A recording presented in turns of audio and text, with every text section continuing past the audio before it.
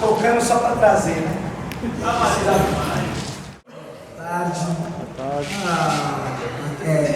Quase todos nós aqui, quer dizer, todo mundo aqui é família. E aí fica tranquilo pra gente falar o que a gente acredita, fazer as lembranças, né, do nosso mestre. E refletir um pouquinho do que é um centenário, de quem é o mestre Ananias. Eu vou brevemente falar quem está aqui na mesa. A maioria conhece, mas eu vou deixar a formalidade aqui. Na ponta de lá, um dos filhos carnais do mestre, Luiz. Depois eu vou deixar ele se apresentar, né? Já estou dando a Luan, neto, filho do Luiz, neto do mestre Ananias. Aqui nessa jornada que dá, né? Dá para perceber que é a filha do mestre Ananias. Aqui o mestre Chita, da Praça da República. Mestre Moreno.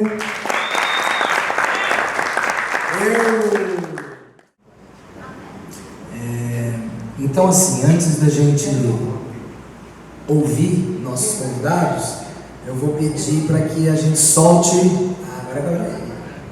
o 100º causo desse ano. Nós, pelo centenário, tivemos uma ideia que, na verdade, essa ideia foi da Vicky. E daqui a pouco eu vou chamar ela para vir para cá. Ela teve uma feliz ideia, eu e o Espanto, a gente estava pensando o que fazer, como a gente vai fazer. Aí a gente conversando com ela, né? Ela também estava na onda do audiovisual. O que a gente faz pro centenário? Vamos fazer um doc, um mini doc, alguma coisa. A gente não tinha dinheiro, sem estrutura, sem... E aí ela propôs esse projeto dos causos, né? Eu falei, legal, conta a história do mestre na boca de muitas pessoas, para não ficar centralizado, uma vez que o mestre Ananias era essa pessoa, né? Era nosso mestre, né? Da nossa comunidade. Ia fechar o terreiro, queria me pegar, bater na escola e me levar para a capoeira magnética. Veja bem. Então nós vamos ensinar com a cara minha e do esposo dela, chegou lá, pegou a gente e levou para a central. Levou para o UDI. Lá dentro do UDI, rapaz, eu vou te falar o que aconteceu lá dentro. Malandro, ele de 4 pés correndo, e o cara senta nas costas dele, vamos lá para a bandeira de xadrez. O cara, é miséria, rapaz. Eu digo, meu Deus do céu, o que é isso? Aí os caras começam a olhar para mim lá, eu sou invocado, mas começou a dar feio. Eu disse, como é que é? Não tem conversa, não tem papo. É o seguinte, aí de madrugada eu vou tomar esse capote, vou pegar ele, vou dormir em cima dele, depois vou trocar fogo. Eu vou fazer isso com você. Ele disse, você não é homem, rapaz. Corre para dentro, que é mágico. Corre para dentro, para ver que miséria vai acontecer. Mas deixa eu contar, chama a raça dele, ninguém não. Lá dentro do cão, rapaz. Eles ficavam lá no pau, eles iam de pau para lá, pau para cá, e só Deus que ele ligava na nossa casa. Ele 4 dias para a pessoa sem saber onde estava. Desde naquela miséria, daquela casa.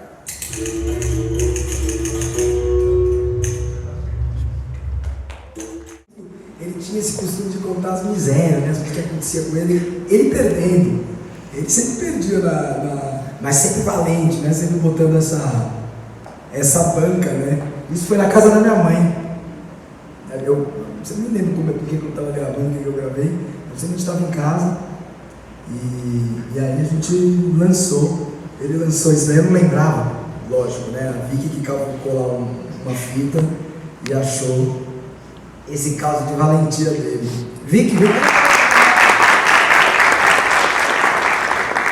Esse último capítulo do mestre, para mim, é como se a cada causa a gente fosse desenhando uma parcela do mestre, uma faceta do mestre, e quando a gente assiste o último causo, a gente enxerga tudo aquilo que a gente viu nos 99 causos, a gente vê personalizado ali quando ele conta a história dele, né?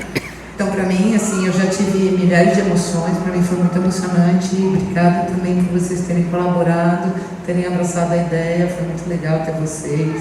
Quando a Gilmara trouxe dela, do pai mimado, assim, já começa a trazer outras coisas, outras nuances, né? E é um trabalho que eu acabo, até me emociona, hein, gente? Que eu acabo muito emocionada de ter conseguido fazer isso, né? De ter feito esse desenho, e para mim é um ponto de partida para a gente fazer milhares de coisas ainda, né? As forças de Deus. A gente tem esse programa. Quantos anos nessa praça aí, Chico? Eu cheguei lá em 1973, né? Aí cheguei lá, o mestre já estava. Já cheguei, já estava na roda. Todo domingo a roda lá. Eu cheguei já. Aí eu fui devagarinho, o que me levou foi o mestre Miguel, né? Que levou nós. O mestre Miguel que pegava nós e levava para a praça. A turma que nós treinava com ele, que nós treinamos com ele. Lá, aquele aí de Itabuna também sou, então. Aí ele me encontrou aqui em São Paulo, eu não, você vai lá para Pinheiros comigo. Aí eu fiquei rodeando com ele, né?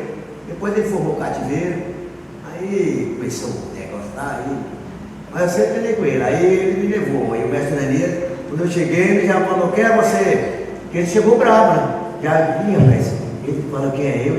Eu digo, eu sou. Ele falou, você é da Bahia? Eu sou. Você sabe tocar alguma coisa? Ele falou, o senhor me der aí, mestre. Mas eu com medo, né? Que ele falou bravo. E eu assim, aí ele falou, você toca o que? Eu digo, não, o senhor me der aí, o atabaco, o pandeiro, eu já. Aí ele, então você segura esse pandeiro, o atabaco, né? Aí quando ele viu que eu, pronto. Aí dali em diante, lá, você vai ficar todo domingo mais eu. Ele que botou o nome de Chita, que eu dava salto, né? Eu saía pulando assim, ó, pá, pá, pá. Aí, agora não sei se ele botou o caso da Chita da onça, ou se é um pano, ou se é aquela batata do. Ninguém sabe. Vai perguntar para ele sobre isso. Vai perguntar para ele, que ninguém sabe se foi a macaca a Chita, se foi o pano, ou se foi a onça. Agora tem uma coisa, né? Tirar, ele era bravo, né? Rapaz, ele correu atrás de mim, rapaz. Ele corria naquele tempo.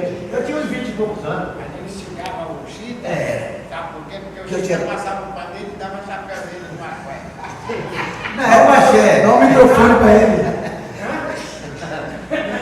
O que é? Fala aí. Acontece que o mestre xingava ele, porque ele chegava lá, o mestre fazendo a roda, aí ele passava o pandeiro, e aí ele catava o din-din, mas ficava pé da vida com ele. Seu Magrão, tá me roubando. Mas ele me dá. Mas ele também, que eu fazia, ele me dá. O único que dá. O único que dava, tá vendo? Não, o único que dá era esse. Toma aí, mas não vai beber não, né? Não vai tomar cachaça não, desgraçado. Que eu gostava de tomar uma. Uma? E eu chegava na praça, Uma de 10? um pouco feitura, ele começa. Eu achei aí, eu vou querer, né? Tinha vez que eu chegava nele, eu jogava bola, já vinha de lá da moca, ele jogava bola. Eu chegava nele um pouco, agora eu vou brigar, né? Ele vai pegar, rapaz, pra quê? Ele saía atrás de mim, me ligava, ó. Falava que ia ter jogo de Vai, navalha. ia ter jogo. É que na praça ali foi sempre. Talvez, Chico. 52 anos eu estou lá, até hoje, ó. O mais todo mundo lá, um já morreu, outro não vai mais. Eu sempre estou lá, só quando eu viajo eu não estou, mas tanto dia domingo é praça. Mestre Chico, talvez não tenha a dimensão, vou falar, não sei, vou correr esse risco, mas da importância que ele tem nesse cenário popular, né, de capoeira. A capoeira tomou outro, ela tem no seu desenvolvimento uma história muito grande, né, de resistência, mas a praça pública, ela tem um lugar fundamental. O Mestre Ananias terminou a vida ali. A gente sente hoje, eu estou no lugar que eu estou, a gente tem várias coisas para fazer. Não é tão simples ir para a praça, porque a gente tem já um trabalho de capoeira. Só que ir para a praça não é um lugar somente bom, é um lugar de resistência, onde estão as pessoas com menos acesso. Ainda hoje, quem tem menos acesso frequenta aquela roda. Existe um monte de crítica, normalmente, de quem já tem acesso, e aí critica a rua, mas a rua ela expressa o que a nossa sociedade tem de bom e de ruim. Então, estar ali é algo a ser estudado, porque você não teve grupo de capoeira, porque a gente faz às vezes a avaliação a partir dos grandes grupos, né? como aquilo sinônimo de sucesso ou grandeza, né? Mas esse sucesso e essa grandeza exclui pessoas negras, exclui a galera da quebrada, exclui pessoas que não têm acesso, que não têm talvez a mesma educação que eu tive, por exemplo. Então, para mim, nunca foi um lugar fácil. O Mestre Ananias não foi fácil, para mim. Nem para você, né? Pois é, não era uma pessoa fácil. Então, assim é para o Mestre Chico também. Às vezes ele pergunta: o que você faz lá? Às vezes o Moreno pergunta: o que você faz lá? É uma obrigação minha. É uma obrigação por conta de não ter passado talvez o que o mestre passou, ou talvez o que vocês passaram, com certeza. Então estar ali para mim é um gesto espiritual. E você atravessou todo esse tempo, sem sair de lá, e é musical como o Mestre Ananias era. Né? Então ele guarda esse tesouro, não é só um bom músico da capoeira, ele tem algo diferente do que um músico teria ali no nosso meio. E quem é capoeira sabe disso, que eu estou falando, né? Não é nenhuma mágica, às vezes a gente não, mas a gente sente, quando ele canta, e se eu botar o músico que for para cantar, então é muito mais do que música, né? E às vezes dentro dos grandes grupos, hoje mais, né? Hoje também melhora a musicalidade, está mais vista, mas durante muito tempo isso não foi visto. Isso é hora de o senhor chegar? O mestre costumava tratar a gente assim, então tem que continuar, né? Então, Tem muita coisa também com o mestre. Porque com ele queria tudo certinho, era mesmo. Certinho, cara, qualquer um, ele falava qualquer um. Não tinha negócio de. Pode ser também que foi, ele já dava bronca mesmo. Quem não gostasse, bora. Eu vi um dia, chegou um cara lá, quem é seu mestre? O cara querendo entrar na roda. Você trouxe o mestre pra. Mas que a roda, a capoeira da praça foi sempre capoeira firme, dura, não era brincadeira não. Aí o mestre falava: trouxe o mestre, se não trouxe, eu não sou responsável não, você entrar aí. O mestre falava mesmo. É o negão ficou lá. A minha história começa numa situação assim bem. Parece que é o destino, né? Porque bem antes de eu conhecer o mestre na praça, eu tive a oportunidade de, quando eu me ingressei na capoeira, né, na Associação de Capoeira Veracruz, do Mestre Silvestre, eu tive a oportunidade, garoto ainda, logo que eu entrei, de ir ver Mestre Ananias e Mestre Gato tocando. Essa é uma passagem que me deixa muito assim, nessa vida da capoeira. Então eu treinava lá. Estava iniciado nessa escola, Associação de Capoeira Veracruz, e numa festa lá eu tive a oportunidade de ver o Mestre Ananias e o Mestre Gato tocar berimbau. Depois eu continuo na capoeira, né, treinando lá. Tem um amigo meu, né, que hoje não está mais na capoeira, mas você conheceu, o Pigmeu, né, e a gente fizemos uma amizade. Também tem uma história com o Pigmeu, porque a gente morava no mesmo bairro, né? E aí morava lá no jardim, perto do Jardim Campanário, um lugar, uma comunidade chamada Caixote em Pé. Então vocês imaginam como é que era essa comunidade, né? Não, é da hora. É assim. E a gente, o que acontecia nesse tempo? Só para resumir um pouquinho. Eu sempre me encontrava com esse pigmeu, né? E eu vindo do trabalho, eu trabalhava de office boy na cidade, no centro, e às vezes eu encontrava com ele indo para capoeira, mas até eu não sabia que ele treinava capoeira nem nada. Porque eu só treinava no final de semana, no sábado, né? E um certo tempo a gente se encontramos lá na escola, na academia do West West. Mas a gente se encontra, foi aí que ele falou que morava no mesmo bairro que eu, ou seja, eu morava numa rua aqui, ele morava na outra rua atrás. E pegamos uma amizade, começamos a treinar. Inclusive a gente saía de lá da Zona Sul, lá onde a gente morava, para vir treinar aqui no Ibirapuera, né? E tal, treinar, correr, treinar. Aí ele me falou, rapaz, tem uma roda de capoeira na República. Aí eu falei, rapaz, mas como assim?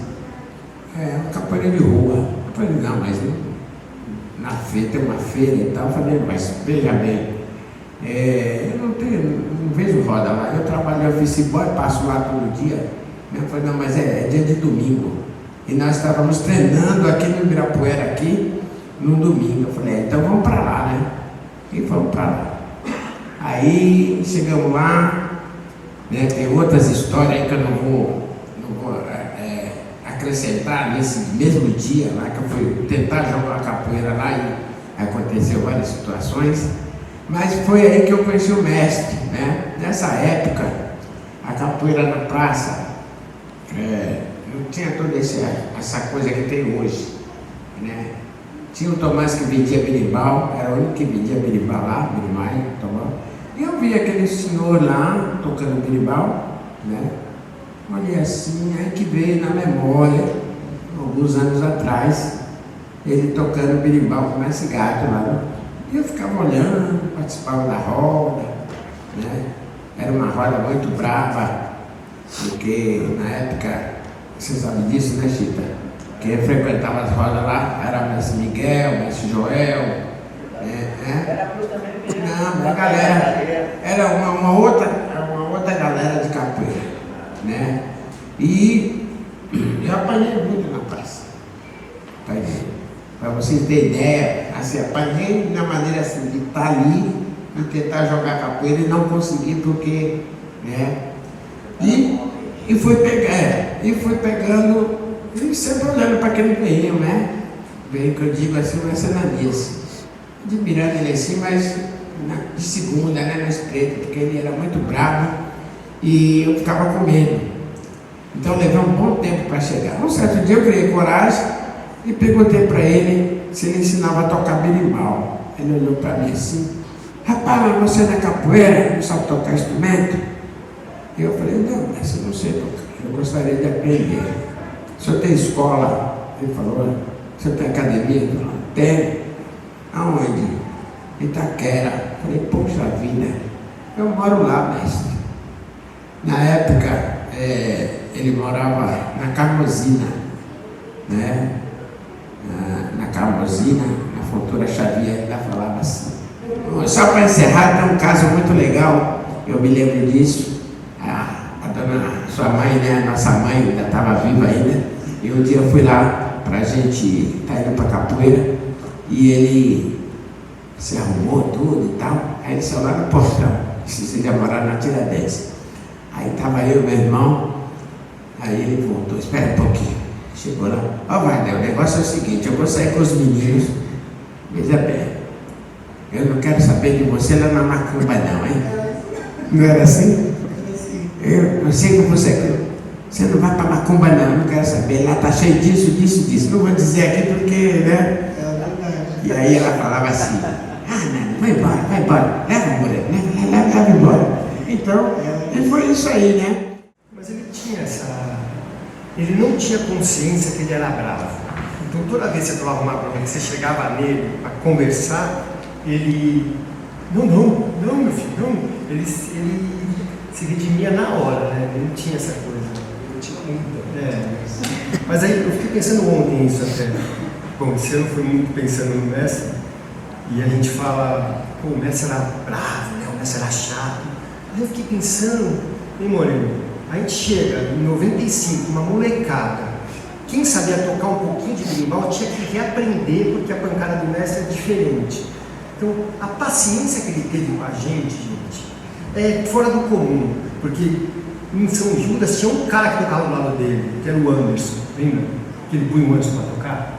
Ele era só um cara, então ele teve uma paciência com a gente não tem ideia, a gente sempre fala dele, não, que o mestre é isso, que a gente aguentou isso, mas com a sensibilidade musical que ele tinha, e pegar uma molecada que começa a seguir ele, e começa a obedecer, ele falava, a gente aceitava, e tudo errado, cantando fora, ou tocando esquisito, então é de tirar o chapéu, né, a paciência que ele teve, e não, acho que não foi à toa que virou essa bateria, né, que eu até brinco, o mestre ele nunca foi um guru, ele sempre trocou, então ele teve muita troca com a gente. O mestre trouxe a capoeira para nós, trouxe o samba, aí eu e o Mioca começamos a fazer esse trabalho de samba, de ir para um samba meio do Rio, tocar um cartola, aí até as dinâmicas de bateria, eu acho que vem do samba, que a gente começa a tocar choro, samba que abaixa o volume, sobe o volume, e sempre a gente colocando isso junto e o mestre sempre aceitando. Isso eu acho muito bonito, que acaba ficando raro hoje em dia, essa troca de aluno com mestre e o mestre com o aluno, né? Um verdadeiro mestre não para de aprender nunca, né? Então eu acho que é de tirar o chapéu, né? E aí, Gilmar, diga aí, mano, como é que é ser filha do mestre Alex? Para mim é muito Desse centenário, gratificante. 100 anos. Para mim é muito gratificante ser filha dele, é de uma importância muito grande falar do meu pai. Às vezes eu falo, poxa, ser filha do mestre Elias, um homem que foi guerreiro, muito conhecido, eu não sabia a importância que meu pai tinha, né? Tipo assim, ele vivo já fazia aquele sucesso, aquela coisa boa, todo mundo falava desse Elias, mas depois que ele faleceu, foi diferente. Aí eu falo, caramba, ser filha do mestre Elias, às vezes as pessoas falam para mim assim, você é filha do mestre? Tem muitas pessoas que não acreditam. Eu falei, não, eu sou filha dele. Tem pessoas que não acreditam mesmo que eu sou filha dele. É só ver a cara, né? Então, e para mim é muito importante, a saudade é muito grande, sabe? Eu tenho muitas lembranças boas do meu pai, ele era meu herói, ele era meu protetor, eu não podia sentir uma dorzinha que ele estava ali do meu lado. Não lembrando assim, ó, hoje faz 5 meses que eu tive a vesícula, eu sofria muito com dor na vesícula. Teve uma vez que me deu uma crise muito forte mesmo, e ele estava já debilitado, bem doente. Aí ele deitado lá no sofá, e eu rolando no chão de dor, e chorando, ele me abraçava, aquele carinho, aquela atenção. Ele, ô minha filha, seu pai está aqui todo lascado, eu não posso te levar no hospital. Eu falei, pai, eu vou morrer, pai, eu não estou aguentando. Ele falou, minha filha, eu vou te dar um dinheiro, pega o táxi, chama o táxi, minha filha. Na época eu não tinha Uber, né? Aí eu peguei, fui toda hora ele preocupado, mandando as meninas ligar para como que eu estava. Mas era sempre assim. Não sei se porque eu fui a caçula, eu era a caçula dele, então ele era esse carinho, esse amor todo comigo. E é isso. Eu lembro quando eu nasci, a minha mãe sempre falava, eu nasci no Dom Pedro II. Aí, no dia que eu nasci, teve uma enchente. Aí a minha mãe falava assim, minha mãe disse, não, sua filha nasceu, você precisa vir ver ela. E dava enchente na época, né? Minha mãe falou que dava enchente ali na época. Aí disse que ele foi nadando e foi me ver. Minha mãe falava que ela ficou no quarto andar. Aí ele foi me ver, ele foi nadando e chegou lá para me ver. E sempre foi isso, foi essa proteção, sempre lutou pela vida, né? Até a maioria do pessoal que sabe que ele tomou um tiro, né? Antes dele falecer, ele tomou um tiro, a gente pensando que ele ia morrer, né? A época desse tiro foi uma confusão lascada. Então a Sueli estava grávida, ele trabalhava no salão aqui no Pacaembu, né? Trabalhava aqui, aí o pessoal me ligou e tal, não queria falar o que aconteceu com ele. Aí o pessoal estava jogando bombinha na rua. Né? O pessoal estava jogando bombinha na rua, ele entrou em casa e aqui, o tiro entrou aqui no cotovelo e saiu aqui. Aí ele falou para a Sueli: ô Sueli, minha filha, olha que miséria fizeram do seu avô, jogaram uma bomba. E não era bomba, era um tiro. Aí quando chegou no hospital, tal, aí o enfermeiro lá, o médico, né, falou para ele: Sua Maria, isso daqui não foi uma bomba, isso daqui foi um tiro. Aí ele entrou em desespero. E tal, mas aí fez todo o procedimento, graças a Deus não deu nada, mas ele não estava mesmo para viver. Mas a doença dele foi se agravando muito. Quando eu era menino, eu tinha 11 anos. Meu pai fumava muito, muito, muito. Eu me lembro até hoje, ele fumava cigarro Hollywood, lembra, Moreno? Aí o isqueirinho, ele tinha um isqueiro vermelho. Aí minha mãe tinha uma máquina de costura, aquelas antigas de madeira. Aí ele chegou em casa e falou: a partir de hoje eu não vou fumar mais. Aí jogou o cigarro lá e falou: a partir de hoje eu não fumo mais. Falou pro irmão da minha mãe: fuma você aí. Tem um sapo por aí só. Aí falou: fuma você aí, acaba com a sua saúde, porque eu não fumo mais. E ele teve opinião. Ele nunca mais fumou mesmo. Desde quando eu tinha 11 anos, nunca mais ele fumou. Quando eu levava ele no médico, o médico eu tinha que acompanhar, porque ele falava: o senhor é da onde? Ele falava: de Salvador. Eu falei: não, ele é de São Félix. Aí ele falava: o senhor fuma? Graças a Deus não. Eu falei: ele fumou uns 50 anos. tinha que ir atualizando, né? Porque ele ia falando: não fumo, não, graças a Deus. Fumou 50 anos. Mas depois que ele deixou o cigarro, a doença foi se agravando mais. Aí foi se agravando mais, ele tomava banho, aquele vapor de chuveiro, ele já saía em busca de ar, mas ele lutou para viver, até o último suspiro da vida. Tomava banho lá no quintal? Tomava banho no quintal, porque não conseguia mais entrar no chuveiro. Aí a gente enchia o baldão lá de água, levava lá para ele: ô Gilmar, vem dar um banho do seu pai aqui. E ele fazia isso em toda a casa que ele ia. Ele tomava as ideias em qualquer casa que tivesse quintal. Se era obrigado a botar o chuveirinho para fora da janela e tomava banho dele fora do banheiro. Ele era assim, eu falava, caneca, de canequinha, dava banho nele de caneca. Aí eu falava para ele: pai, eu vou te dar banho, pai. Ele: não, minha filha, mas eu vou estar de short, eu vou colocar um short, pode dar banho no seu pai. Aí eu dava banho nele lá no quintal, lembra, ovelha? Você já chegou vendo? Aí dava banho nele lá no quintal, cuidava, apesar que ele falava que eu não cuidava, né? Que nem no vídeo que eu fiz aí, ele falou pro Minhoca: ô Minhoca, vem me buscar, eu tô aqui sozinho. A Gilmara saiu e eu fazendo comida lá. A Gilmara saiu e me deixou sozinho, ele falava isso pra todo mundo. O pessoal me pichava: pô, a Gilmara largou o mestre, eu não largava, gente. Eu vivia ali lado a lado com ele. E eu do outro lado, ele falou: pô, rapaz, eu tô aqui. Ele falando bem assim, né? Tô sozinho nesse inferno aqui, rapaz, ninguém liga pra mim não. Aí daí quando só assim: pai, o Minhoca é mentira. Aí ele falou assim: tá bom, depois a gente conversa. Aí meu Gilmar, você tá falando que você não tava só, você fica mentindo, pai, isso é feio. As pessoas vão pensar o que de mim? O senhor contando essas mentiras falando que eu não gosto do senhor. As pessoas ligavam para ele e ele desligava. Quando ele ligava para as pessoas, a pessoa dizia: o mestre. Aí, muitas vezes, a pessoa desligava, não atendia. Ele ligava para o amigo da pessoa, que às vezes estava do lado. Você está onde? Está com quem? Aí parava e falou: fala, pai, você tá aí, dá o telefone para esse. Ele caçava a gente, não sabia, sei lá, aconteceu isso comigo. Aí ele não atendia, ligava para o Cândido. Sabia que era assim. Aí pronto, ele descobria que eu estava do lado e não tinha atendido. Ele resolveu que não queria mais morar em Tiradentes, foi lá para Bela Vista. E o Ovelha arranjou uma pensão, ele não ficava muito tempo nos lugares, né? Então ele dormiu numa república, o pessoal fez uma reunião lá e falou. Aí depois ele foi para uma pensão, começou a dar ruim, botamos ele em uma. Lembra que você levou os móveis e ele nunca entrou na pensão? Fiz vários carretos, ele pediu até antena, né? Que você Eu sei que ele não quis ficar na pensão, a gente alugou, comprou móvel, tudo, ele não quis. Aí o Ovelha arranjou uma, aí um dia a mulher veio e falou: o que vocês são dele? Aí eu falei: por que você está lançando uma coisa? Então, nosso mestre de capoeira.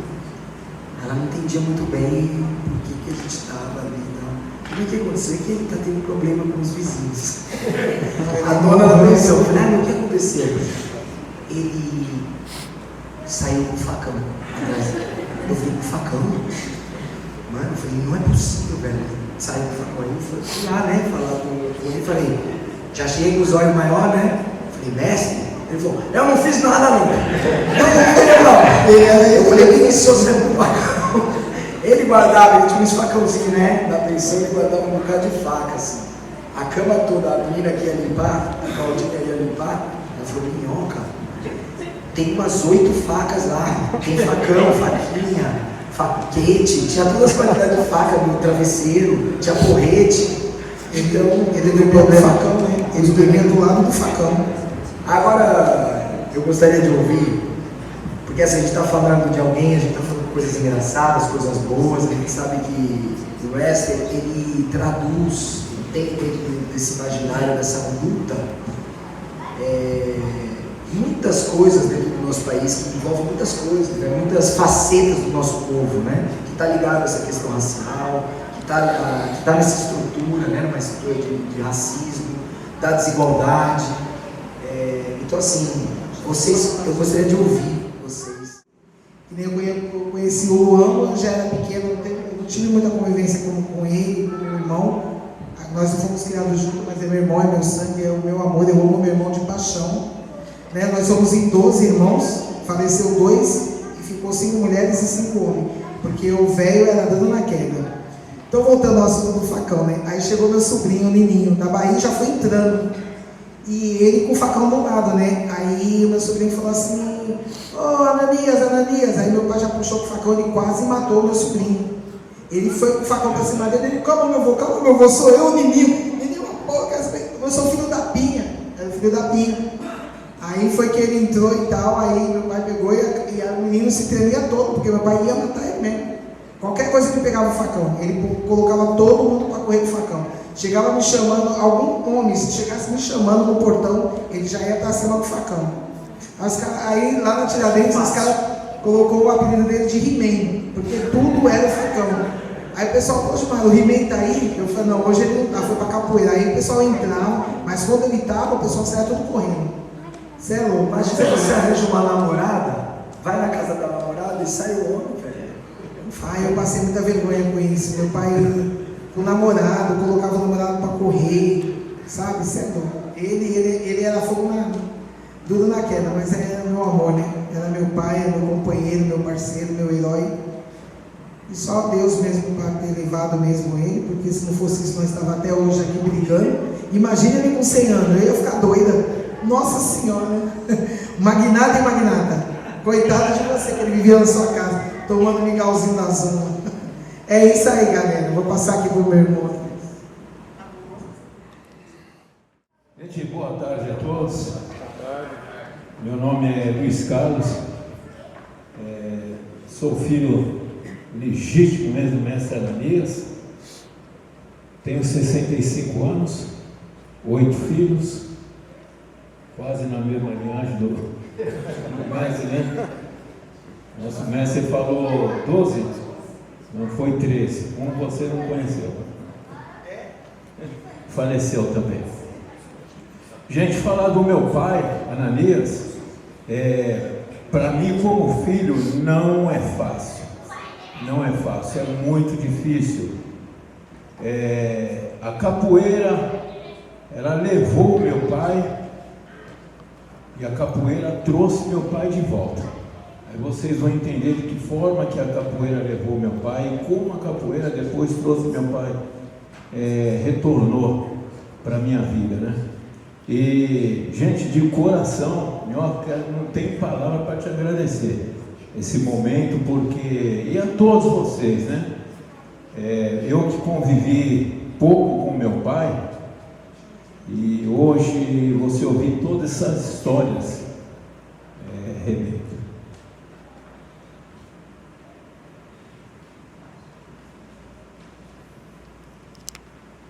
Vamos lá, gente. De que forma, né, que a capoeira levou meu pai? A capoeira levou meu pai na década de 60. Eu era uma criança ainda, né? Nós éramos em quatro irmãos pequenos, né? Um faleceu também com o nome de Ivan também, né? Então depois nasceu o segundo Ivan. E não foi fácil. a forma que a capoeira levou meu pai, né? Porque para ele se tornar um mestre de capoeira, teve um custo muito árduo para ele e para a família. Porque meu pai, ele respirava a capoeira. Capoeira para ele era tudo, era o alimento dele, era o ar dele, ele estava acima da família, acima de tudo, era capoeira, né? E às vezes me dói muito quando eu vejo muitas pessoas levar capoeira de uma forma que não dá para entender, né? Não tem a noção de quantos mestres vieram ali antes deles e o que passaram para trazer a capoeira até aqui. E com as graças de Deus, a capoeira vai muito mais longe, né? A capoeira para muitos, como para mim, tem um significado muito grande, né? É a raiz do nosso povo. Então, a gente vai falar de outras civilizações, como eles cultivam, né? Uma arte marcial, por exemplo, né? Vai falar dos chineses, japoneses, e a nossa capoeira? E a nossa capoeira? Para a capoeira chegar até aqui, o que esses mestres passaram? Como meu pai, por exemplo, como eu disse, meu pai respirava a capoeira era tudo para ele, de uma certa forma que a gente vivia muito pouco com meu pai, né? Nós morávamos na Vila Maria, na década de 60, no final da década de 60, foi que a família perdeu meu pai, né? Porque meu pai tinha que sair para as rodas de capoeira, ao encontro da rapaziada, a implantação da capoeira da República, e a gente sofria muito quando criança na ausência do meu pai, entendeu? E chegou um tempo que a capoeira levou, ele não voltou mais, né, para casa. E aí foi duro, né? Aí a dureza começou aí a partir do momento que a capoeira levou, ele não retornou mais. Que ele saía, voltava, o berimbau nas costas, as malas nas costas, dias e dias fora de casa, ele retornava, ia, voltava. Chegou um tempo que o pai não voltou mais, você entendeu? E aí foi duro para a mãe, a Gilmara nem existia ainda, né? Outros irmãos também, nós somos da segunda geração, porque a primeira geração começou na Bahia. Eu tenho irmão até mais velho que eu, né, Gilmara? O Ananias Filho, está com 70 anos, né?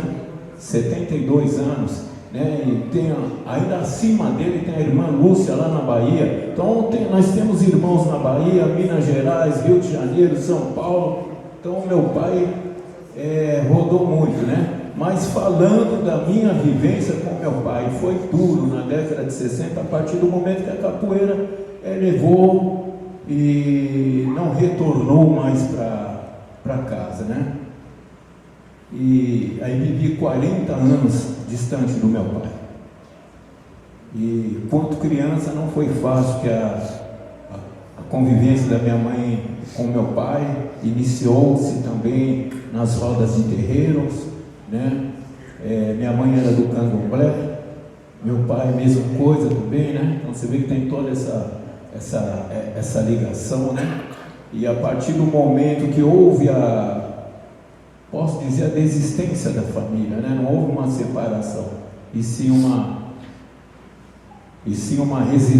desistência da família, e a gente, quanto criança, tivemos que lutar muito. E em pouco tempo também, né? A partir do momento, até se falou em 73, a mãe também faleceu. E aí não foi fácil, né? Para 3 crianças sobreviver sem pai, sem mãe. E eu sempre soube que meu pai estava nas rodas de capoeira. Sempre, porque chegava até a gente, né? Olha, eu vi seu pai ali, eu vi seu pai aqui. Mas nós nunca, meu irmão mais velho sim procurou um tempo aí o meu pai na década de 70. Meu irmão mais velho tem 3 anos acima, né? estou com 65, está com 68 aí. E, então ele andou procurando meu pai, mas ele não encontrava meu pai, né? E houve um tempo que depois desistimos de procurar o pai, né? Deixa o pai está seguindo a capoeira dele, está lutando pela vida dele, mas a capoeira para ele, eu tenho certeza, teve um custo muito grande, né? A ausência da família, e só Deus e ele sabem o que ele passou para trazer a capoeira, né? Não foi fácil. Então, só que os filhos também carregaram esse custo. Esse custo não foi só para ele, para a capoeira chegar aqui, a família sofreu muito com ele, porque meu pai, como vocês sabem, não era fácil. Agora imagine como filho, então não era diferente. Então não era tão diferente. Então tem os lados bons da capoeira. Fico feliz de ver vocês falando todas essas proezas aí do mestre do Nania, mas também, como todos na vida, a gente tem um lado bom e um lado ruim. E esse é um lado também que pesou muito. Esse custo também ficou para a família. Nós carregamos também toda essa bagagem para que meu pai pudesse trazer a capoeira até aqui também. Então se fez um mestre, mas ninguém se faz um mestre sozinho.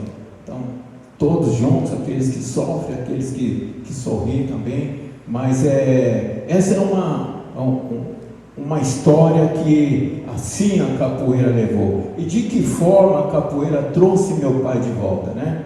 Eu também sou um educador, trabalho com criança, adolescente, na área de esporte, cultura e educação, sou percussionista também.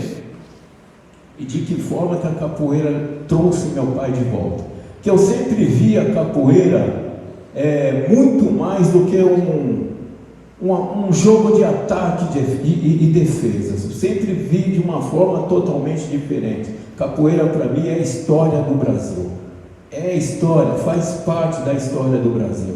Então um certo dia, de que forma que a capoeira trouxe meu pai de volta, né? Um certo dia eu elaborei um projeto, caminhei para a Secretaria de Educação, incluí a capoeira, que eu queria capoeira nas grades curricular, pelo menos na minha região. Eu consegui então colocar a capoeira como aula, mas não só como jogo da capoeira. Tinha que jogar capoeira, mas você tinha que colocá-la junto com a história do Brasil, porque fez parte da nossa colonização, fez parte do nosso povo, você entendeu? Então não dá para você falar da plantação da cana-de-açúcar se não tinha o negro ali da capoeira. Não dá para você falar da plantação do café, quem plantava o café era o capoeira, quem plantou a cana foi o capoeira, e outras vertentes mais, né? Então eu consegui fazer com que alguns mestres de capoeira estudassem um pouquinho da história do Brasil. Você vai falar da capoeira e da história do Brasil junto, você entendeu? E aí eu consegui levar esse projeto para 23 escolas e 2 céus. Então fiquei durante 6 anos, mas a dificuldade era de trabalhar com mestre de capoeira numa sala de aula. 42 alunos em cada sala, entendeu? E fazer com que ele estudasse, pegasse um livro. Olha, nós vamos falar da história do Brasil implementando a capoeira. É difícil a união do capoeirista. Eles mesmo, nas salas de aula ou dentro do estabelecimento, eu tinha muitos problemas, e a dificuldade é para você sentar. Você tinha que primeiro dar uma aula para o capoeirista. Olha, nós vamos estudar a história do Brasil, e aqui você vai introduzindo a capoeira, né? Então tive algumas proezas, outros capoeiristas, tive também muitos problemas, né? Mas nesse meio, conheci um mestre capoeira, o mestre Sansão, jogava na República, né? E eu sempre falando do meu pai, né? Olha, eu sou mestre, sou filho de um grande capoeirista, e a razão de eu estar trazendo a capoeira também para esse projeto para mim ter a memória do meu pai, né? Então, como esse mestre de capoeira jogava na República, ele começou a comentar lá na República também, né? Olha, eu conheci um rapaz assim, que eu trabalho com ele, o nome dele é Luiz, e trabalha com muita criança, muito adolescente, lá eu dou aula de capoeira. Aí levou, né, para o meu pai, e coloquei todos os meus dados lá na mão do mestre de capoeira. Aí um certo dia ele chegou na República e comentou, então, lá com meu pai, eu dando aula numa escola. Aí meu pai me liga: ó, tem um mestre aqui falando que você é meu filho. E aí ele perguntou: qual é o seu nome? Eu falei meu nome. Qual é o nome da sua mãe? Falei o nome da minha mãe. Qual é o nome da sua avó? A minha avó tá. Pô, então realmente você é meu filho. Isso depois de 40 anos. Então, na hora, né, a gente toma aquele choque. Eu vi que ele também parou. Os dois pararam o telefone. E foi uma emoção muito grande. Muito grande. Então, você vê que através da capoeira, talvez se eu não tivesse introduzido a capoeira no projeto curricular, talvez eu não teria reconhecido essa volta, né? Essa volta do meu pai talvez não teria acontecido, né? Então foi muito gratificante. Aí a partir daquele momento marcamos o nosso primeiro encontro lá, onde estava o Minhoca, Gilmar, que fez toda essa ponte, né? Nós somos muito mais irmãos, né? E a gente espera, viu, Minhoca, um dia a gente conseguir reunir todos os irmãos, né? A gente falar todos um pouco do meu pai, que cada um tem uma história. Nós temos as meninas, né, de Diadema, né? E Gilmara, tem o Bira, né? E meu irmão Dorival e outros, né? Eu gostaria de um dia a gente ter essa oportunidade, estar toda a família. Então vamos ver que de uma certa forma a capoeira acabou trazendo meu pai novamente, né? Isso ficou um pouquinho mais de 10, em média de uns 13 para 15 anos atrás, que eu passei a conviver um pouco mais com meu pai, estar um pouquinho mais próximo. Um preto velho difícil mesmo, entendeu? A reaproximação também não foi fácil, né? Mas carrega um amor muito grande, sem rancor nenhum, né? Dessa caminhada da vida dele, né? E para mim está sendo gratificante hoje aqui poder falar um pouquinho da convivência, né? Tem muito mais para falar, mas para não ficar muita conversa também, né? Mas falando pelo menos por cima de que forma que a capoeira levou, mas de que forma também que a capoeira trouxe meu pai de volta.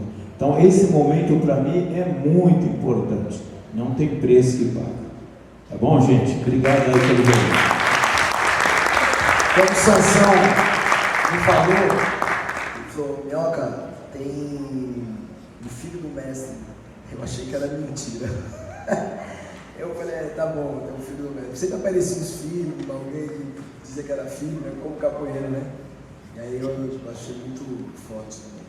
Obrigado, viu? As pessoas perguntam: mas você joga capoeira? Joguei quando criança, adolescente. Capoeira na minha casa era proibido, né? A partir do momento que meu pai caminhou para a vida dele, capoeira você não vai fazer aquela coisa não. Era assim que a mãe falava: não quero essa coisa de capoeira aqui dentro, devido todo o passado dela, né? Meu irmão jogou um pouco mais, mas o que eu herdei do meu pai é ser um grande percussionista, né? Deu certo, a roda de samba, isso aí.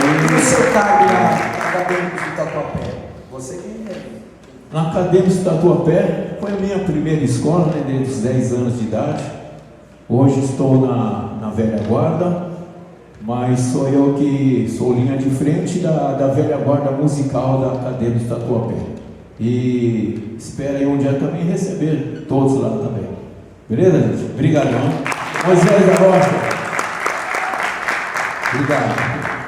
Moisés. Se eu for falar aqui, vou repetir o discurso e vou ser redundante, porque o que eu ouvi desde que cheguei aqui são histórias de diáspora, são histórias de separações, é história interessante. Quando o filho de Ananias conta essa história, os filhos dele contam histórias, praticamente todo o afrodescendente passou, quase, mudam os locais, mudam as senzalas, as origens de senzalas, mudam as regiões, mas o preconceito, a resistência à cultura afro-brasileira, afrodescendente, as armadilhas que são preparadas para nos impedir de caminhar e preservar essa cultura são as mesmas. Trabalhou com Mestre Ananias. Nós ficamos 3 anos, mais ou menos. 3 anos. Todo o período ficamos uns 5 anos com o bando, né? Ele chegou, a gente já estava com o bando formado, mas ele chegou e foi cerca de 3 anos, sim, mais no período do Teatro Taíbe, ele virou sede praticamente do teatro do bando Plínio Marcos e o bando. E a gente, lembrando que a tempo da ditadura ainda, nós fizemos o primeiro espetáculo no teatro, no TBC, ali na Bexiga, e a gente fez uma porta fechada, que a primeira peça do Plínio Marcos, Barrela, estava proibida há muitos anos. Aí depois fizemos um espetáculo só para a classe artística, toda a classe artística. À meia-noite fechamos o teatro, fizemos o primeiro espetáculo. Aí formou-se então o bando, depois fomos aí liberar uma peça na sequência, aí passamos a ocupar o Teatro Taíbe, na rua 3 Rios, no Bom Retiro. Ficamos ali mais de 3 anos ali com ameaças, vai ter bomba aí embaixo, vamos botar bomba embaixo do palco, toda noite, aquela tensão toda para se desempenhar esse trabalho. E o Plínio Marcos, sempre resistente, a gente falava assim, poucudo, sempre resistente, corajoso, sempre enfrentou e nos inspirou muito nessa caminhada. E esse meu programa do Santo Tempo Passagem, por exemplo, nós estamos há 47 anos lá. Passei pelo Jovem Pan, passei por todas as emissoras praticamente de São Paulo, né? Com um período que negro não trabalhava como locutor, inclusive. É isso. Bem, primeiramente, é um prazer imenso ouvir cada história. Não vale falar mais grave que Você viu que a competição... Essa hora aqui já tem um tempo, né? É sempre bom ouvir os mais velhos primeiro, a gente entender, organizar as ideias, né? Eu sou o mais jovem daqui, desse espaço, e o mais jovem no sentido também de convivência, né? Com o mestre, embora seja meu avô, né? E é legal quando o mais jovem termina falando, porque a juventude tem transpira futuro, né? Então é colocar o mestre dentro de uma outra temporalidade, né? Eu vou tentar levar meu avô para um outro lugar agora, que é o lugar do porvir, né? Mas até chegar nesse lugar, eu quero falar um pouco sobre como conheci ele também, né? Eu sempre fui muito intrigado com as histórias das pessoas. Desde criança, eu sempre fui de perguntar sobre as pessoas, né? Meu pai sabe disso. Eu tenho uma irmã que tem uma característica parecida com a minha. Sempre fui muito falastrão, né? Sempre quis saber as coisas e tal. E quando eu descobri que havia um documento onde tinha o nome do meu pai, da minha mãe, dos meus avós, certidão de nascimento, e eu descobri o nome do meu avô, porque meu pai não tinha comentado isso, né? E descobri o nome da minha avó também, Micaela e Ananias. Estava na minha certidão de nascimento. E esses dois nomes, né, ficou sempre muito marcado para mim. Por parte de mãe eu já, né, tinha mais convivência, porque eles estão vivos e, enfim, moravam na casa de cima, né, da casa da minha mãe, né. Então eu já sabia, então era uma outra relação. Mas esses dois nomes que pareciam ser muito distantes, né. Poxa vida, Ananias e Micaela, né, né. E eu lembro que muito pequeno, não sei se meu pai se recorda disso, eu fui perguntar para ele sobre os dois, né. E meu pai falou que ia me contar depois. Estava saindo e tal, e aí depois minha mãe veio falar para mim, ó, não fica perguntando sobre seus avós, sobre seu pai, porque seu pai não gosta de falar muito sobre, são histórias meio difíceis para ele e tal. E aí eu nunca mais perguntei, né? Depois, com o tempo, meu pai, comigo mais velho, acho que entendendo que eu poderia organizar melhor as ideias, né? Ele foi me contando aos poucos e tal, né? E já meu tio Dorival, que é o irmão mais velho do meu pai, ele já falava um pouco mais sobre os meus avós. E ele sempre dizia que o Ananias não tinha falecido, né? Falou, eu acho que sua avó ainda está viva e tal. E eu tinha um hábito, que eu não sei de onde surgiu, que era de orar né? Tinha uma onda de orar pelas pessoas que eu não tinha, tanto os que já haviam falecido, quanto os que não, como Ananias, que eu tinha no meu coração a sensação de que ele ainda estava vivo, né? Depois, né, a igreja acabou com tudo isso, né? Porque na Bíblia a igreja, não, se ora para a gente que morreu, aí parei de orar, né? Pela memória, pela ideia que eu tinha do mestre e da minha avó, né? Mas sempre me intrigou muito, né? Ananias, poxa, o nome cristão, né? E eu comecei a ter uma prática que depois eu fui entender de outras formas essa prática, que era de inventar as histórias das pessoas que eu não tinha conhecimento. Então eu fui inventando na minha mente uma ideia do que seria esse homem, o Ananias, né? Por incrível que pareça, não foi muito distante do que eu conheci depois, né? Era esse homem mesmo, assim, que se parecia com meu pai, mas, né, curiosamente era até um pouco mais radical em algumas coisas, assim, né, em questões de temperamento, né? Homens de poucas palavras, mas quando falavam de forma muito objetiva sobre as coisas, né? Então, e aí um dia meu pai me ligou, falou, encontramos seu avô aí, ele vai vir aqui, né, na ONG, meu pai, né, tem uma ONG ali no Cangaíba, e vai estar toda a família, vai estar também o trabalho de capoeira que acontecia lá, né, na época e tal, ele vai vir, vai conhecer o trabalho e tal. E, nossa, foi uma coisa, eu já estudava música nessa época, né? Eu sou trompetista, né? Toco trompete, e por coincidência estudei na Escola de Música do Parque Ibirapuera, né? Onde eu comecei a estudar quando eu tinha 13 anos de idade. Hoje eu trabalho aqui no Parque Ibirapuera, sou professor de música da Escola do Parque Ibirapuera, também sou arranjador, sou maestro da orquestra aqui, né? Então, assim, e também faço parte da orquestra do parque, onde o maestro Proveta, que foi meu professor, né, faz a regência, né? Então, assim, que coisa louca, né? Tá aqui no Museu Afro, só atravessei aqui, saí do auditório e vim para cá para poder fazer essa honraria à memória do meu avô, né? E aí tudo bem, fui lá para a ONG, né? Vamos lá, receber o avô, os primos, todo mundo lá, aquela coisa toda. E a primeira, eu estava sentado com a madrinha do meu pai, assim, né, na mesa. Aí a primeira imagem que eu tenho do meu avô, ele chegando nessa mesa, olhando para a madrinha do meu pai, falando, você tentou acabar com a minha vida, mas não conseguiu. Eu estou aqui, viu? E aí aí pronto, aí começou toda uma situação de histórias, e ele não tinha nem falado comigo ainda. Você tentou contra a minha vida, olha como eu estou aqui, inteiro. Tá vendo? E aí começou todo mundo. Aí eu fiquei fascinado com isso, confesso. Porque ele começou a trazer um monte de nome de gente que eu não conhecia, e coisas que eu não conhecia. Eu sempre gostei disso. E aí eu comecei a entender algumas coisas e tal. Falei, nossa, que coisa interessante. Fui apresentado a ele. Aí a primeira coisa, se pede bênção para o seu avô, pedir bênção, avô. E ali começou toda uma convivência. Ligava às vezes para a casa da tia Gilmara e falava, né, pedia para falar com ele e tal. Bênção, avô, tudo bom? Tudo bom, meu filho? Você está bem? Então, eu perguntava sempre com quem eu morava. Toda vez ele perguntava. Eu falava toda vez, eu moro com a minha mãe, né? Meus pais são separados, mas eu moro com a minha mãe. Mas você fala com seu pai, né? Eu falo, não, falo com meu pai. Quantos irmãos? Toda vez ele fazia as mesmas perguntas, mas era a minha forma de falar com ele, né? Eu paro agora aqui esse momento de falar da relação da família e vou tentar falar sobre esse lugar de tentar preencher a lacuna, e acho que vai se relacionar com a fala do mestre Moisés, né? Para compreender o meu avô, assim como também foi um exercício compreender o meu pai, no lugar de, eu também sofri a lacuna, a separação, que essa é a história dos negros no Brasil, e não só no Brasil, essa é a história dos negros na diáspora, a partir desse processo de colonização e escravização africana que aconteceu nas Américas. As nossas histórias, elas acontecem a partir da separação, a partir das lacunas, né? A partir da ideia de palimpsesto, né? Dessa ideia de que as histórias são feitas a partir de sobreposições de outras histórias, né? Assim como a própria história de Salvador, né? Então, quando eu fui para Salvador fazer um trabalho, me lembro que eu descobri em Salvador que Salvador se chamava Quirimurê, antes da chegada dos africanos.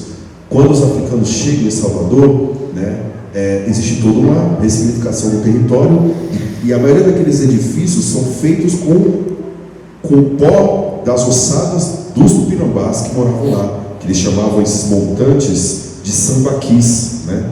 Então, onde se misturava comida, restos mortais e tal. Então, quer dizer, uma história de violência que foi sobre posta uma outra história de violência, que é muito parecida com a história da liberdade hoje, com a chegada dos asiáticos e tal. Então, quer dizer, a gente foi aprendendo a sobrepor histórias, né? Então, há outras histórias, mas não são histórias que são bonitas, sempre são histórias de violência sobre violências, né? Então, é um grito sobre outro, né? E eu fui tentando entender meu avô dentro desse lugar de, bem, porque se for falar de mágoas, a gente no começo a gente vai criando todo um lugar de, poxa, uma compreensão muito sentimental e emotiva. Existem muitas razões para você se sentir magoado, porque, poxa, eu não cresci com meu avô, sabe? Assim como vários dos seus netos, acredito somente os filhos, né, as filhas da tia Gilmara, que teve essa oportunidade, que bom que teve essa dádiva de ter convivido com o mestre, mas as minhas irmãs, os meus irmãos, os outros filhos não tiveram. E meu pai colocou esse lugar de que a capoeira levou, né, o mestre, depois trouxe de volta. Eu acho que quando se trata da história de homens negros no Brasil, esse lugar do distanciamento, o lugar da não possibilidade de ser criado por um homem negro é uma realidade muito cruel e ainda muito permanente.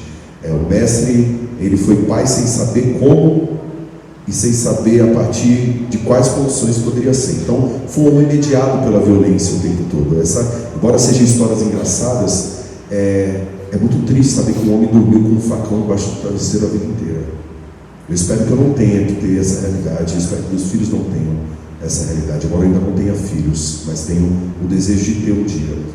Eu espero que eu não tenha que me tornar um homem tão com um temperamento tão complexo, no sentido de ter que negociar comigo e ao mesmo tempo com os outros, como conviver e como ao mesmo tempo fazer aquilo que eu de fato tenho como obrigação de realização. Porque se fala muito, o mestre não era fácil. Isso sempre foi uma coisa que eu fiquei sempre refletindo muito. Mas que não facilidade é essa, né? Na verdade, não é fácil ser negro no Brasil.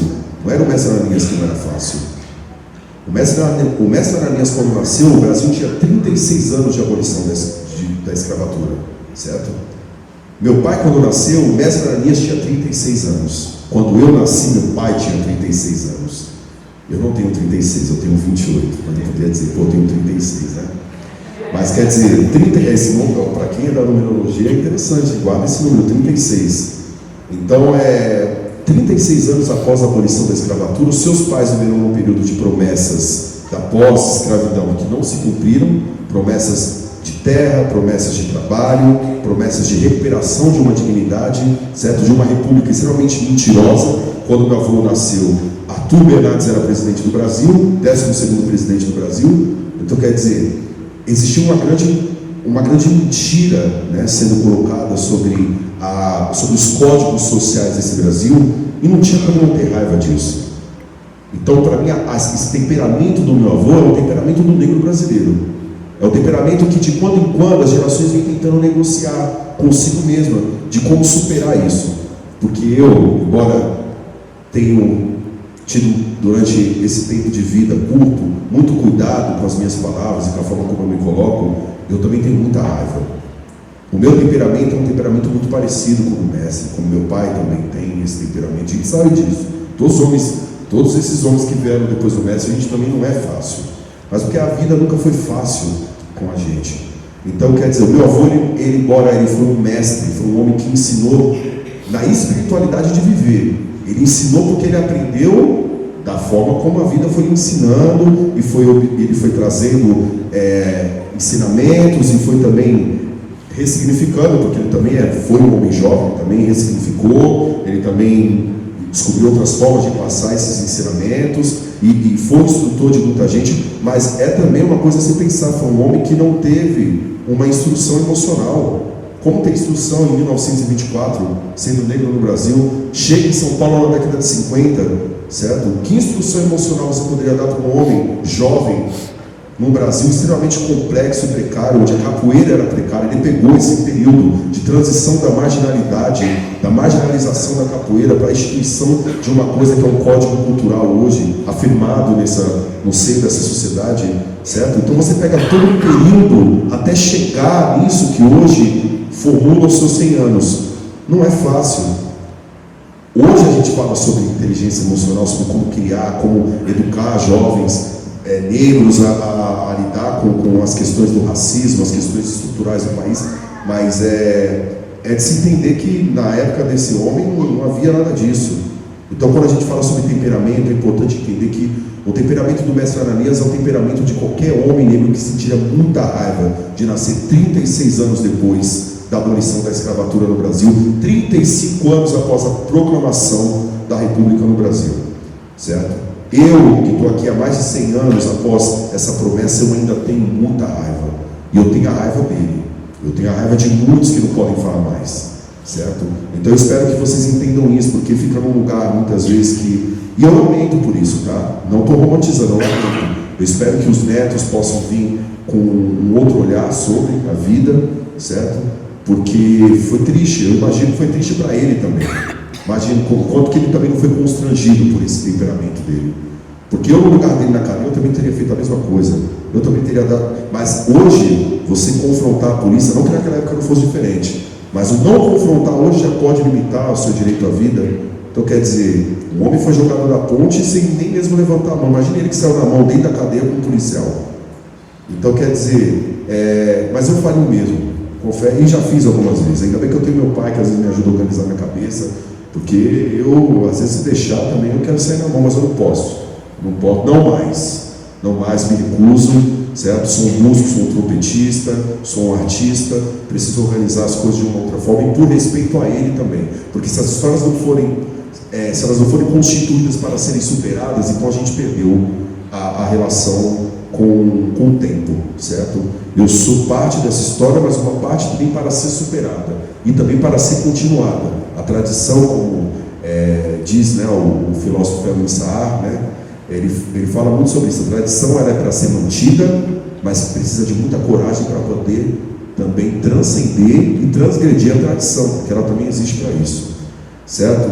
Então, falar do mestre é falar nesse lugar de uma ressignificação que eu venho fazendo e venho tentando entender meu avô a partir da história do Brasil, a partir das relações concretas no que se diz respeito à forma como pessoas negras vêm sendo tratadas no Brasil, né? Só que é interessante, né, a arte, né, que é onde eu vou terminar minha fala falando de música, né, falando daquilo que a gente gosta, sobre a arte, para também não ficar num lugar pesaroso.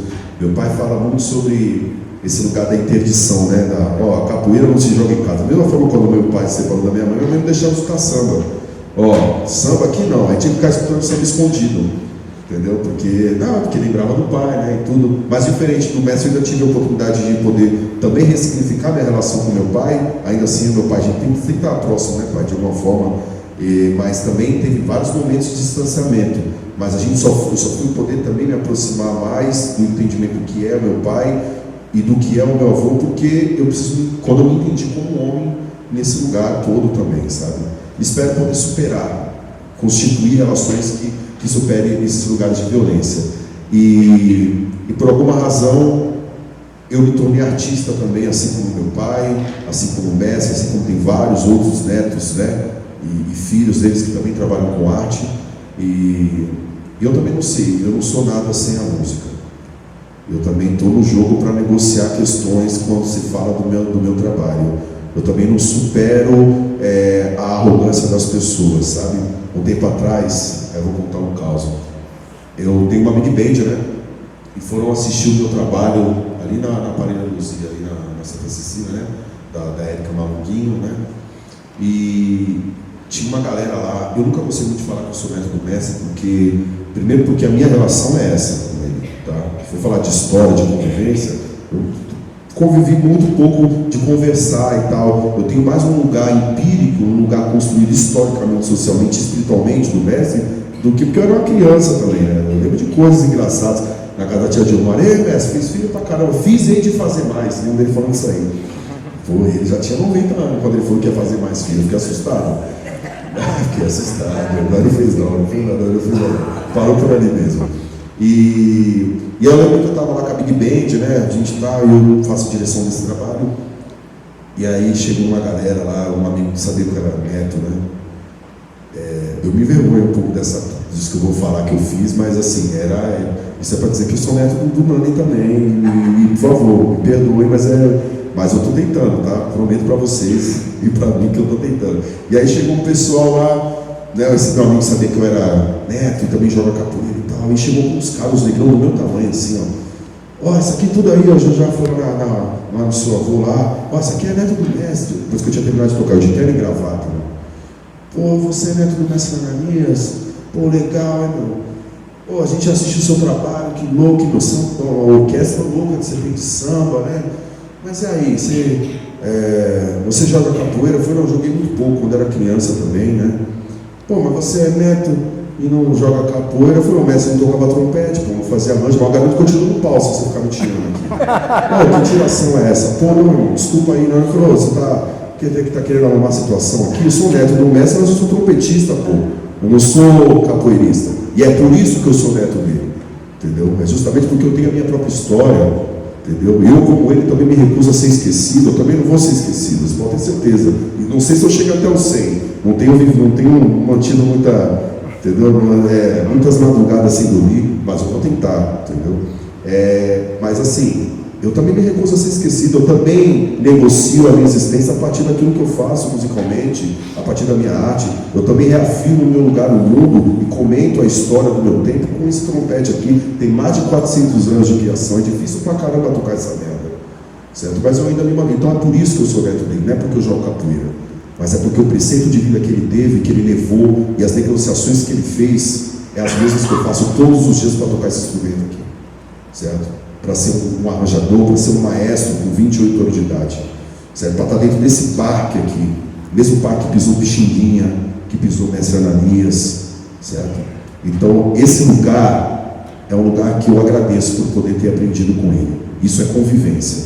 Isso aí foi pouco, mas é pouco para entender, certo? Eu já entendi, convivi com meu pai, também já tinha entendido. Bem, então é por aí que a gente vai, tá tudo certo. Eu vou fazer parte desse jogo aí também, né? Então, é isso, gente. Obrigado por tudo, por poder ouvir vocês, né? É um prazer imenso ser neto do Mestre Ananias. É um prazer imenso poder entender o mestre a partir da história.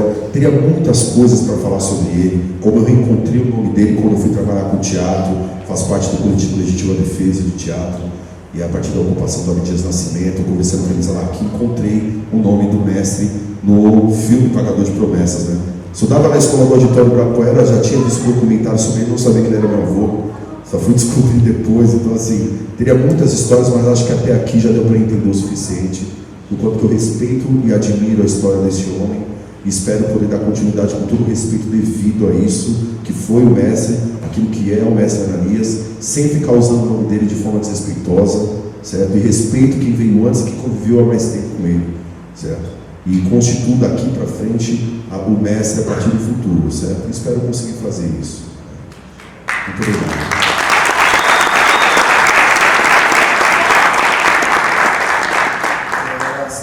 Acertei ter chamado vocês, viu?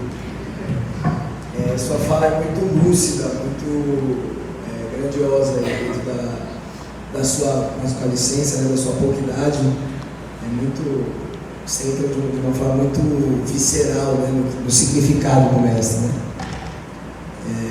E eu espero a gente poder conversar muito ainda, porque eu tive uma oportunidade de estar, eu nunca sei ao certo por que eu fiquei tanto tempo e tudo que eu vivi com ele, mas algumas coisas são certas, quando você fala, traz uma parada que eu nunca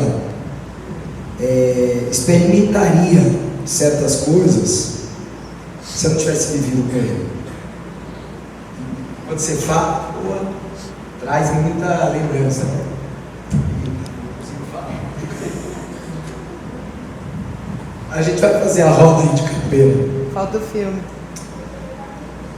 Toda hora que eu estou falando no centenário com você, que é muito louca a fala de vocês. E eu não passei por isso, velho. E vivi muitas paradas assim difíceis, né? Sem ter a pele que vocês têm e querer estar nessa parada, né? Nessa luta, né? Não sei porquê. E eu acho que isso serve de muita reflexão para a nossa comunidade. Não sei se chega a quem deveria, mas eu quero ter essa oportunidade de trocar muito com vocês aí. Obrigado.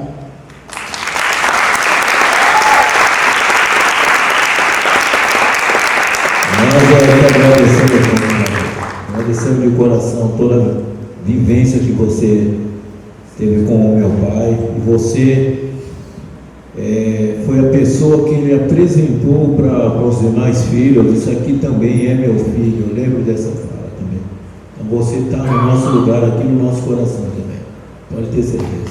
Agradecer. Pessoal, deixa eu falar que nós somos em 12 irmãos, mas nós somos em 13, contando com Minhoca, porque eu vim emocionada de ver ele chorando pelo meu pai, porque o meu pai, ele gostava muito do Minhoca, muito, muito. Ele falava para mim, Gilmara, se um dia eu partir dessa vida, quem vai tocar tudo meu é o Minhoca para mim é um filho. E vocês podem ver na internet, no Google, tem muito vídeo ele falando do Minhoca. Meu filho branco, limpando privada, limpando o banheiro, correndo na academia. Tem muita gente, pessoal, que tenta me jogar contra o Minhoca, mas eu não vou nas ideias dos outros. Falar do mestre Elias é falar da capoeira. Chegue-se por lá, venha ver a mola pura.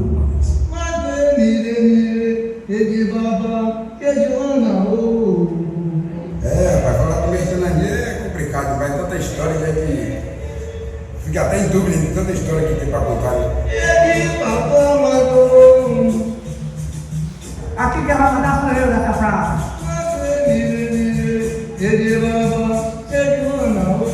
O mestre era um cara muito invocado, ele era muito conhecido pela maestria musical dele e igualmente conhecido pelo jeito ignorante que ele tratava as pessoas. Mas ele era tão grande, tinha uma força tão grande dentro dele, uma força forjada ali, um conhecimento complexo, cheio de sutilezas ali no recôncavo. Você tá comigo, rapaz?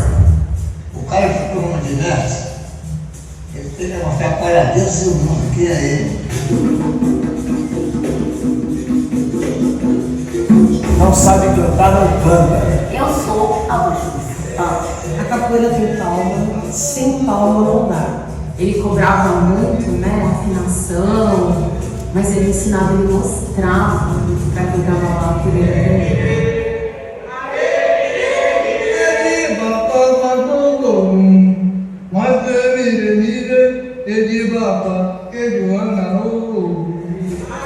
Sai daí, seu demônio! Tira esse diabo do meu lado daqui, rapaz! Tá dizendo nada do rapaz? Quem é o seu mestre? Meu filho, e o laço do comer pão, rapaz? Domingo, 11h30 da noite, tem que achar algum lugar aberto para comprar uma cara com mestre quente.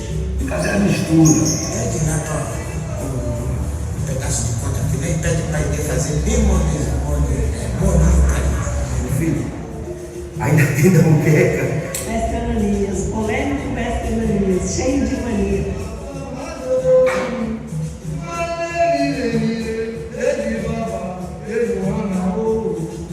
O mestre, ele tinha esse jeito meio sisudo, né? Mas às vezes quando ele falava com a gente, parecia que ele entrava na alma da gente.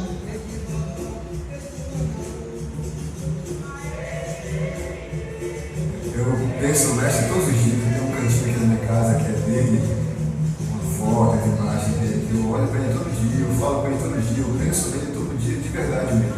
O mestre Ananias dizia uma frase que ele só morria quando a capoeira morresse, né?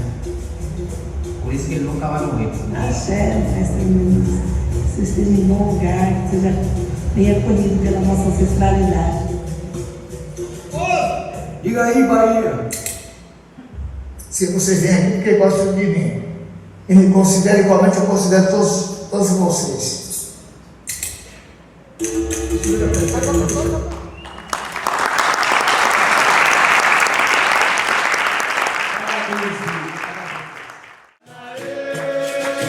Paranaê, Paranaê, Paranaê,